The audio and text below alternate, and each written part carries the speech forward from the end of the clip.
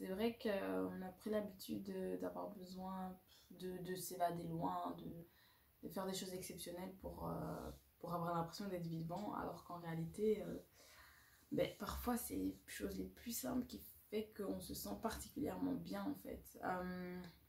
Il y a des trucs très simples qui sont super agréables, comme par exemple aller dormir dans des draps très propres, allumer sa machine à café, écouter le bruit, ou bien verser de l'eau bouillante dans une infusion, ou simplement aller se promener tôt le matin quand il y a encore très peu de bruit. C'est des choses toutes simples comme ça qu'on peut faire et qui peuvent vraiment changer les choses au niveau de notre qualité de vie. Qu'on peut plus voyager, qu'on peut plus se distraire. On est obligé en fait de valoriser et d'aimer les choses peut-être très simples. Après, quatrièmement, j'ai écrit faire des choses de vieille ou d'adolescent. J'ai eu l'impression pendant toute cette période de retourner à mon adolescence où j'avais pas vraiment la liberté de me voir comme je veux. Et du coup, j'étais souvent à la maison, je m'ennuyais très souvent parce que j'avais pas d'argent, enfin voilà quoi, mes possibilités étaient assez limitées.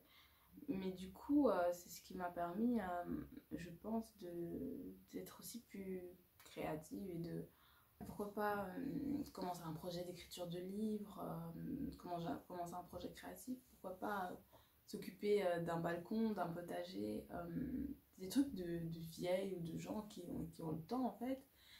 Et c'est des choses auxquelles moi personnellement je pense que je prêtais pas assez d'attention. Et d'un côté, je trouve que c'est une chance en fait d'avoir un peu plus de temps pour s'occuper de ce genre de choses. Donc au final, notre temps c'est un peu notre ressource la plus précieuse et on a tendance à toujours le donner aux autres et parfois ne pas assez l'investir en nous-mêmes en fait. En fait, cette pandémie, elle nous aura aussi appris peut-être à mieux s'occuper de notre santé. Ça veut dire à simplement décélérer, diminuer le rythme,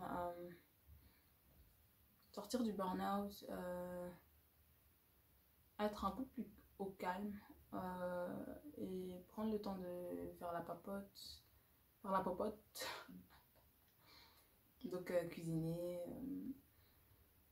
correctement, de manière plus douce, un peu faire de la slow food et puis faire du sport chez soi ou dehors. J'espère que le fait qu'il fasse plus beau, ça va me remotiver à recommencer à courir. Je vois aussi beaucoup de choses positives dans cette situation. Et malgré que vraiment objectivement c'est pas facile, j'ai réussi à trouver un rythme,